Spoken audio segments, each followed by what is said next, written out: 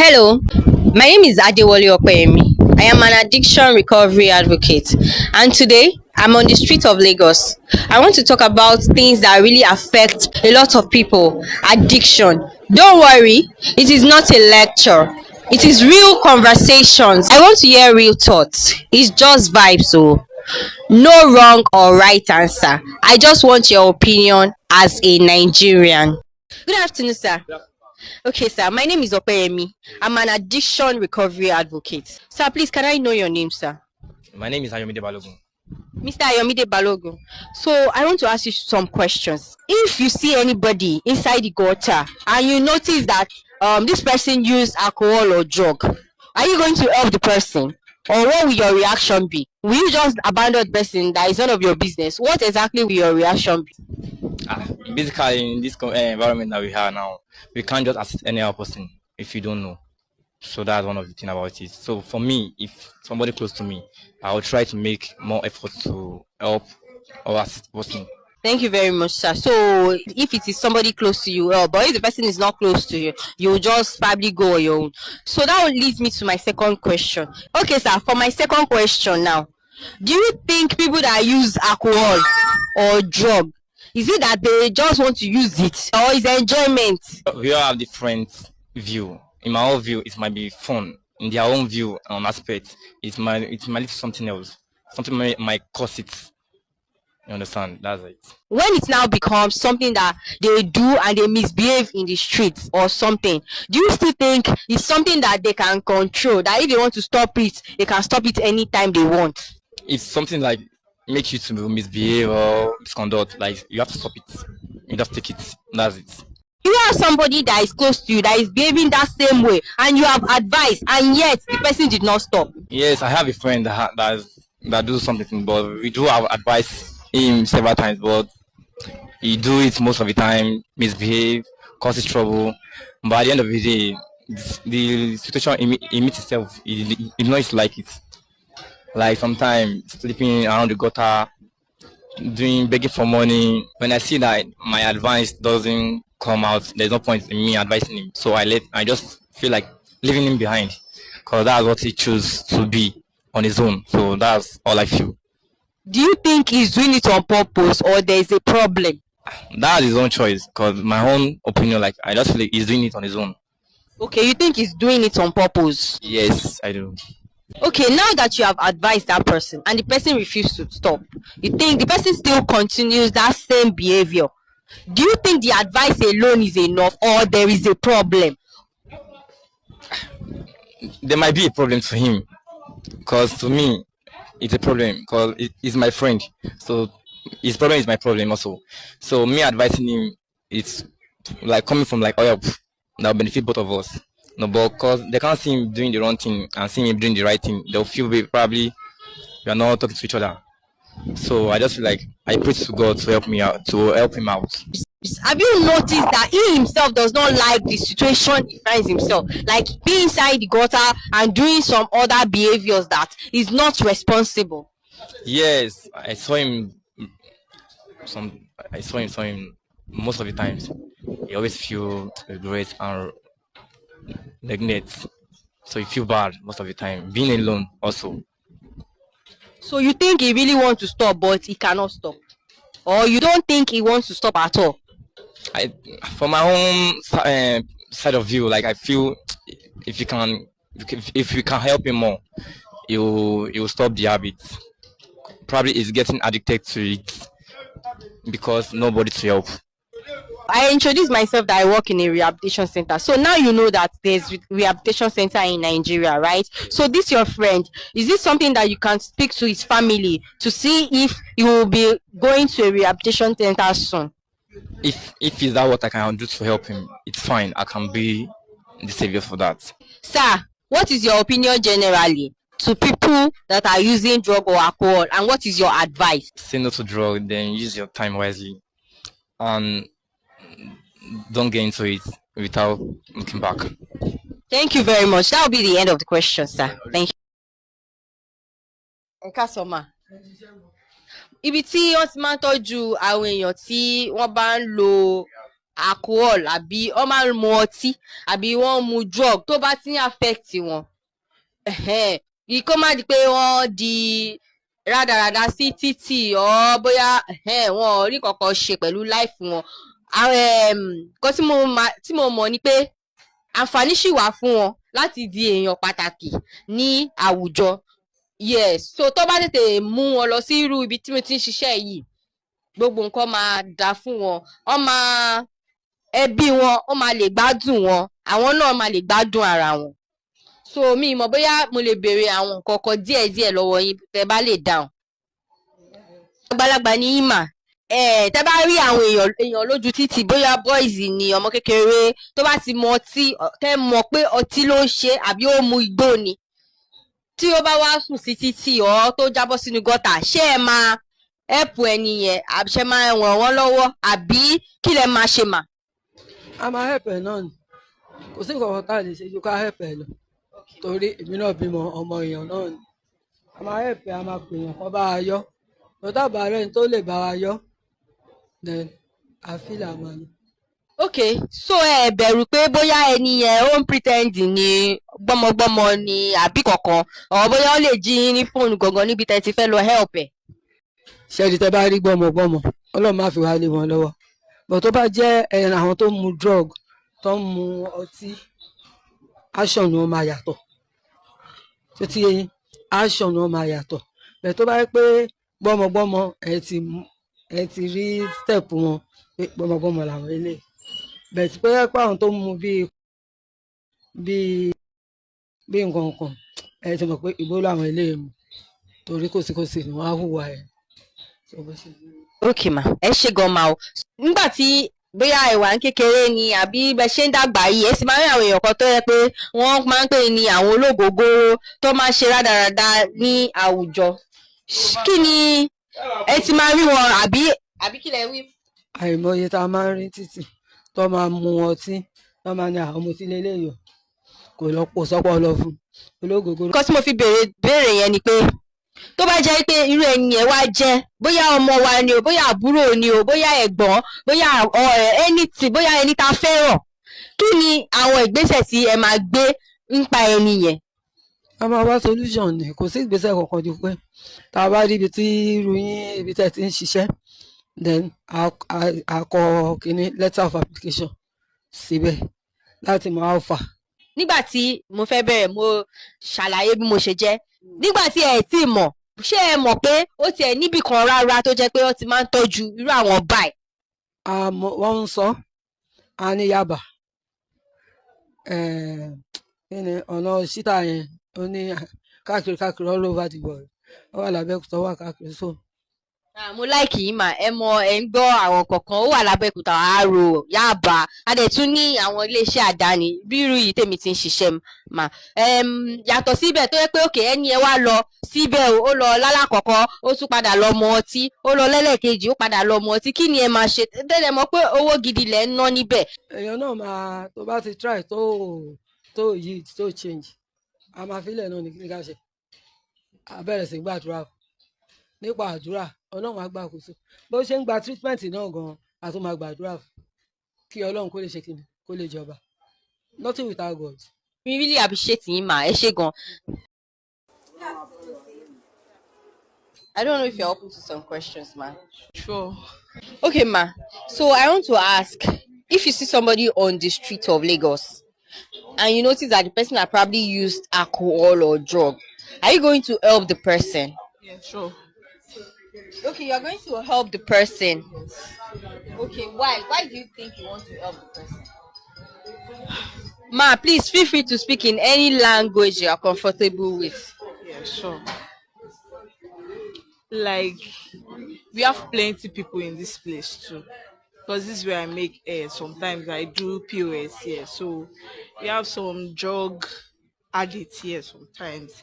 So when they are, let me just say, maybe when they are high or they are sleeping already, sometimes we help them by maybe waking them or taking them out or asking them to be active or you get, but we can still help them by something like there's a drug called Colorado. So when they take it, they get lost by sleeping. We pour water on them sometimes. Some people they will sleep and fall down. So I think that's all I can say. Okay, because of that, that's why you think normally people should always help people that are drunk. Okay, so I met some people the other time. They said they can't help them because probably they will steal something from them. They don't know if they are still conscious and they are pretending that they will steal something from them. Are you not afraid that they will steal something from you? Not all though. Okay. Some might not be a thief. Some might steal from you. So that's all I can say. Okay, so you just know that you can help them. Do you know that there are places in Nigeria that we can treat those people that are struggling with alcohol and drug? Do you know? Yes, I know. You know. Yes. So where, ma? Rehab. Oh, rehabilitation centers. Okay, because many people don't know that there are rehab centers in Nigeria. So this is why this interview is important as well. And but do you believe that it can be treated? Yeah, I believe so. Okay. Have you seen anybody that has been treated before? Do you know anybody? Yes. And the person actually stopped using. Yes. Thank you very much, ma. I really appreciate this honest conversation. From this interview, I was able to get that you can help somebody, your person, you can help somebody that is dealing with substance use. Thank you very much, ma. Ẹ káàsán sà o. Yes, sir. Mo fẹ́ rí yín ni sà o. Okay, orúkọ mi Ọpẹ́yẹmí lórúkọ mi. Okay, mo fẹ́ béèrè àwọn ìbéèrè kan lọ́wọ́ yín mi mọ̀ bóyá mo lè béèrè. Okay, kò le. Mo fẹ́ béèrè ni pé mo ṣiṣẹ́ ní ibi tí wọ́n máa ti ń tọ́jú àwọn èèyàn tí wọ́n bá ti ń lo alcohol or drug jù, àwọn tó bá ti misbehave. So mi wàá mọ̀ bóyá nǹkan tí mo lè béèrè lọ́wọ́ yín ni. Ẹ lè béèrè torí pé mi ò misbehave. Okay sir. So mo fẹ́ béèrè nǹkan lọ́wọ́ yín pé tẹ́ bá rí èèyàn lójú títì nsìn wípé ẹni yẹn ó ti mu ọtí yó àbí ó ti lo drug tó wà nínú gọ́tà, ṣé kí lẹ máa ṣe? Ṣé máa fẹ́ ẹni yẹn sílẹ̀ ń bẹ̀ pé kò kàn yín àbí ẹ máa ràn wọ́n lọ́wọ́? Bẹ́ẹ̀ ni sà. Máa ràn lọ́wọ́ tí n bá rí pé mo lè ràn lọ́wọ́. Okay. Kí lẹ mean pé tẹ́ bá rí pé ẹ lè ràn wọ́n lọ́wọ́? Tí n bá rí pé yes situation tèmi gan wà tí mo lè fi ràn yàn lọ́wọ́ ni màá ràn lọ́wọ́. Tí ó bá ń ṣe situation tí mo lè fi ràn lọ́wọ́ máa lọ tèmi. Okay sir. Ti ẹ bẹ̀rù pé bóyá ẹni yẹn ó ń pretend ni pé ó lè jí ní kankan ọkọ gbé èèyàn lọ? Mi lè bẹ̀rù rárá torí akọni ni mí, ọkùnrin dẹ̀ náà ń pè lákọni. Okay sir. That means pé ẹ̀yin náà máa ti rí àwọn ìrírí kankan tó jẹ́ kẹ́ ẹ fi lè rò pé ẹ lè ràn lọ́wọ́ yẹn. Okay. Mo ti máa rí pé yes àìmọye nǹkan ló ń ṣẹlẹ̀, ìwọ̀nba tí n bá lè ṣe nínú ìrànlọ́wọ́ yẹn máa ṣe. Okay, mo fẹ́ béèrè lọ́wọ́ yín pé mi rí pé àgbàlagbà ní í sà, ṣé ẹ mọ̀ yí pé àwọn èèyàn kan wà wọ́n máa ń pè wọ́n ológogoro, ẹ sì máa rí pé bóyá ẹni ẹ̀ ó máa ń mọ gogoro ó máa ń yíra lẹ̀. Ṣé ẹ mọ̀ pé irú àwọn ìwà yẹn pé ó níbi kan tí ó ti máa ń tọ́jú ẹ̀ ní Nàìjíríà? Mi ì mọ̀, tí n bá mọ̀ màá ní pé kán gbé onítọ̀hún yẹn lọ síbẹ̀. Okay, ẹ mọ̀. Okay, so ibẹ̀ mi kàn fẹ́ jẹ́ kẹ́ mọ̀ ni pé ó ní ibì kan tí ó ti máa ń tọ́jú irú àwọn èèyàn bẹ́ẹ̀ ní Nàìjíríà. Irú bẹ̀ Yaba wà lára wọn. A dẹ̀ ní àwọn iléeṣẹ́ àdáni tó jẹ́ pé wọ́n máa ń tọ́jú irú kan bẹ́ẹ̀ yẹn. Rehabilitation center ló máa ń pè é, rehab. So mo fẹ́ bẹ̀rẹ̀ sí pé ṣé ti kọ́ ẹ̀kọ́ kékeré lọ́dọ̀ ti tèmi nísìn? Bẹ́ẹ̀ ni mo ti kọ́ ẹ̀kọ́ kan nìyẹn. Tí n bá rí àwọn èèyàn tí wọ́n mu ògógóró àbí tí wọ́n kù díẹ̀ káàtó, màá lè sọ fún wọn pé bí báyìí wà, wọ́n gbé wọn lọ síbẹ̀. Okay sir, mo rí kinní kan báyìí lọ́wọ́ yín sir, mo rí sir. So ẹ sọ kankan pé ẹ̀yin ẹ̀ kí misbehave, ẹ mọ bí ẹ ṣe máa lò ó àbí ìgbà tó yẹ kẹ́ máa lò ó. Ṣé kò kí ń disturb iṣẹ́ tó yẹ pé bóyá ẹ nílé ìdáwó ọ̀ kọ́sọ́mà fún yín lówó pé kẹ́ ṣiṣẹ́ kan àbí kankan? Èmi ò mú tí kí n mú làákàyè mi torí ẹ̀ mo ṣe ń fọpọlọ sí nǹkan tí mò ń ṣe. Kò sí nǹkan tó jọ. Ẹ ṣé gan sir. Good afternoon sir. Well done. Sir, please, can I ask you some questions? Can I speak English or okay? Okay, I will speak Yoruba. Sir, tí ẹ bá ní èèyàn ọmọ ẹ̀gbọ́n àbí àbúrò tó jẹ́ pé wọ́n mu ọtí àbí wọ́n lo drug or wọ́n play gambling or sex addiction ọkọ máa ń wo ṣé kí lẹ máa ṣe tó bá jẹ́ ẹ̀yin ni láti fi ran ẹnìyẹn lọ́wọ́ ṣé máa kọ̀ fi ẹnìyẹn lẹ̀ kó máa dá ṣayé pé òun ló la ayé ẹ̀ àbí kí lẹ máa ṣe gangan sà. To me, dábàá tún ní pé ká wò náà pé bí èèyàn fa sìgá àbó ń fa gbó àbó ń ṣe drug addict ṣá ẹni tí tó dáa tí àwọn ìjọba wọn fọwọ́ sí àbí tọ́lọ́run kò fọwọ́ sí. So gbọ́ àwa tá a wà yìí àwa kọ́ la dára wa ṣẹ́gẹ̀t ọlọ́run tó dá gbogbo wa ó ti mọ nǹkan tí everybody máa jẹ́. So bẹ́ẹ̀ wá béèrè question pé bí akí ni mo fẹ́ ṣe fún irú èèyàn báyẹn. To me, irú èmi sìn nígbà kan mo máa ń fa whatever fa gbó máa ṣe gbogbo ẹ̀ but suddenly ẹ̀mí ẹ̀kọ́ wá sí mi lọ́kàn ni mo gbàdúrà fọlọ́run mo dẹ̀ tún gbààwẹ̀ sí date mo ò ṣerú nǹkan báyẹn mọ́ láti máa lọ bí i 8 months ní àwọn kan ní àwọn gbọ́lídé ní gbọ́lídé ní èmi ni mo mọ̀ nǹkan tí mo fẹ́ fúnra mi because mo lè advice èèyàn kó sọ pé bí àwọn lọ ń fa gbó àbó ń fa sìgá àbó àṣìṣe tẹ́tẹ́ àbó lọ ń wo whatever tẹ́ sọ kò make sense but nǹkan tẹ́mi kàn lè fi help ẹnìyẹn because mo lè fẹ́ ẹnìyẹn lẹ̀ advice ẹnìyẹn pé sọ adẹ́sí máa fi àdúrà tẹ̀lé lẹ́yìn so láti lè fi stop ẹ̀. ẹ ṣe gan sà ó tiẹ̀ dá tẹ sọ pé ẹ̀yin náà ti ṣe irú kan bẹ́ẹ̀ yẹn rí mo dẹ̀ dúpẹ́ fọ́lọ́ pé ẹ sọ pé oṣù mẹ́jọ ń sin ẹ lò mọ́ ok ìgbà tí ẹ ń ṣe yẹn ṣé kí lẹ lè sọ pé ó ṣe ní láìfù yín torí àwọn ẹlòmíì wọ́n máa sọ pé àwọn ò ríbi dáwó iṣẹ́ wọn ò lọ déédéé àwọn ò bá mọ̀lẹ́bí sọ̀rọ̀ àwọn ò bá igbá sọ̀rọ̀ kí lẹ lè ṣe kí lẹ rí pé ókè kí ni ìdí gangan tẹ fi sọ pé ẹ ní ṣe mọ́. Wow. Fuck. Ṣẹ́rí question tẹ béèrè lọ́wọ́ mi mo like ẹ̀ because ṣẹ́rí gbà tèmi ń ṣe nǹkan báyẹn before kí tó máa ṣe ẹ bá rí mi tẹ́lẹ̀ I'm okay well being tó yẹ pé tóbìnrin gan bá rí mi gan títí gan máa ní this guy is swagger wọ́n máa pè mí swagger ṣe get but ìgbà tó wá tó stage kan tí mo wà into drugs addict man èmi kò like ara mi but mi tètè mọ̀ àwọn èèyàn kan máa ń sọ fún mi wọ́n pé nǹkan tó ń ṣe yìí gbogbo ṣe rí gbogbo ṣe wà wí one time kan mo wá ya picture mo wá wo former picture mi sí èyí tí mo yà ń gbà yẹn mo wá rí pé ní yóò dáa wọ́n secondly mo tún wá lọ sílé popsi mi láti máa sọ fún mi pé mo ṣe rí àwọn tó yẹ pa àjọ ṣe kéré tó bá rí mi wọ́n máa sá fún mi wọ́n pé àwòbọ́ yóò dẹ̀ rí báyìí tẹ́lẹ̀ funniest thing tó yẹ kó ti wá jẹ́ kémi tiẹ̀ filẹ̀ tó bá ti wá fa pọ̀lọ́ mo yìn ní fídíò lọ́wọ́ àwọn ọ̀rẹ́ mi kan tó yẹ pé mo kàn ní display níbí báyìí báwo tẹ̀ mo yẹn sọ́ngbà yẹn náà I want to ṣe kinní kan mo ṣàbẹ̀rẹ̀ sí ní ṣe anyhow tó yẹ pé mo lọ sínú mọ́tò ní mọ́tò mo fún mọ́tò sí reverse ọlọ́run ní kí n má pa àwọn students níbí báyìí jọ yẹn but glory be to God ọlọ́run jẹ́ kí n kọ́ báyẹn ṣe aside that àwọn tó máa pọ́n mi lé tẹ́lẹ̀ on street mo wá dàbí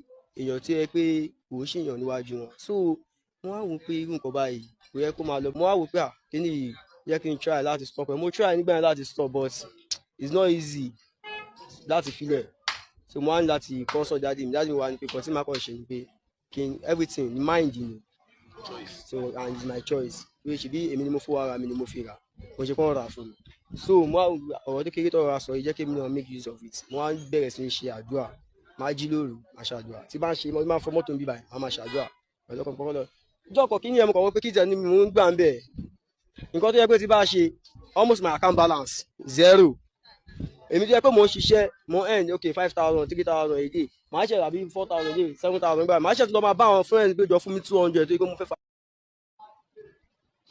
ok nǹkan tẹ́ ẹ sọ ni sà ni pé nígbà tí ẹ lò yẹn owó ẹ rí dá ara gan kò dá kí nìyí kò dá èèyàn máa tún máa ẹ tún lọ ń yáwó. máa tún máa ṣe báyọ̀ ara máa pọ́n mi máa báyọ̀ jà tí ẹ ṣe dáadáa yẹn máa sọ pé ó ti ń ya wèrè ó ti ń ya wèrè ó ti ń ya wèrè ó wá tó stage kan tó yẹ pé mo wá wò pé tí máa fi máa kọra mọ́ àwọn èèyàn yẹn ó pè mí kí n máa ka Quran word of God mo wá máa ń ka kíní yẹn so tí bí máa ń ka kíní yẹn ọlọ́dẹ gbà lọ for today alhamdulilayi. Mo really enjoy nǹkan tẹ́ sọ ó tún ní ìbéèrè ṣé ẹ bínú ìgbà tẹ́ ẹ ń lò yẹn ẹ sọ pé ẹ fẹ́ filẹ̀ but kò easy bọ́ ọlọ́run bá yín ṣe ẹ filẹ̀ ṣé ẹ mọ̀ pé àwọn ibìkan wà ní Nàìjíríà yìí tó yẹ kó sì máa ń tọ́jú àwọn èèyàn tí wọ́n ń ṣerú ìwà yìí ṣé mọ̀ àbí ẹ mọ̀ rárá. nǹkan tèmi mọ̀ ni pé àwọn tó bá ti ń ṣe tó yẹ pé ó ti ń wà mental disorder máa gbé wọn lọ sí Yaba sọ máa lọ tọ́jú wọn níbẹ̀. Rehabilitation center ibẹ̀ ló máa ń gbé àwọn èèyàn tí wọ́n bá ṣe irú ìwà yìí. Ó ní ìgbà kan ìgbà tá à ń dàgbà wọ́n máa ń pe àwọn èèyàn kan ní ológògóró. So wọn bá máa rí bẹ́ẹ̀ ká ní pé àwọn ìyá wa mọ nǹkan tó ń jẹ́ ibi rehabilitation center ibẹ̀ ló ti máa ń tọ́jú àwọn èèyàn tí wọ́n máa ń lò. Ẹ ṣé gan sir, mo really appreciate nǹkan. Question kan tó tún wá kù ni pé ká ní pé nísìnyí ẹ̀yin náà ṣe mọ̀ pé sọ pé ẹ ti ṣe é rí. Tẹ́ bá rí èèyàn tó mu ọtí tó wà nínú gọ́tà, ẹ jọ̀ọ́ ṣé ẹ máa help wọn? Ṣe rí yẹn náà tí wọn bá rí èèyàn báyẹn èèyàn ní láti help ẹ, ìlú yìí náà máa fi dáa ní. So nǹkan tẹ́ ẹ sọ nísìnyí ni pé ẹ máa help onítàn. Máa help ẹ because àwa náà à lè ṣọ́ra wa, Ọlọ́run ló ń ṣọ́ wa. Àdúrà tó kọ́ yẹ kí èèyàn máa ṣe ni pé kí èèyàn máa ṣe pé tí èèyàn bá fẹ́ help kó má di pé èèyàn máa lọ ṣe oore ṣe. Ọlọ́run máa yẹ ká ṣe oore ṣe kó má lọ di ibi mọ́ wa lọ́wọ́. I work in a rehabilitation center and we deal with people that are struggling with alcohol or substance use. So if you see somebody on the street of Lagos that they are probably drunk, alcohol and all, are you going to help them, ma? Or you are going to leave them that is none of your business, ma? I will help them. Why, ma? I will take them to a psychiatric hospital so they will be normal. Okay, this is somebody on the street. You don't know the person, but they are just inside the gutter. Ma, please feel free to speak in any language you understand, ma. Should I speak Yoruba, ma? Tell me when you speak, I will speak. Okay, ma. Nǹkan tí mò ń béèrè ni pé tí a bá rí èèyàn tó yẹ pé nísìnyí ẹ kò déédéé rí wọn mọ ẹni yẹn rí o. Ó bóyá ẹ ṣáà mọ̀ pé igbó ló lọ mu àbí sìgá. Ṣé máa help ẹni yẹn? Mi ò lè help ẹ torí mi ò ránṣẹ́. Okay, ẹ rán wọn ṣẹ́ ma. Mi ò ránṣẹ́ kó mu igbó kó mu sìgá. Okay, yes ma. So nísìnyí. Ọ̀kadà ló fi mọ́pò mi ò mọ́ rí ni.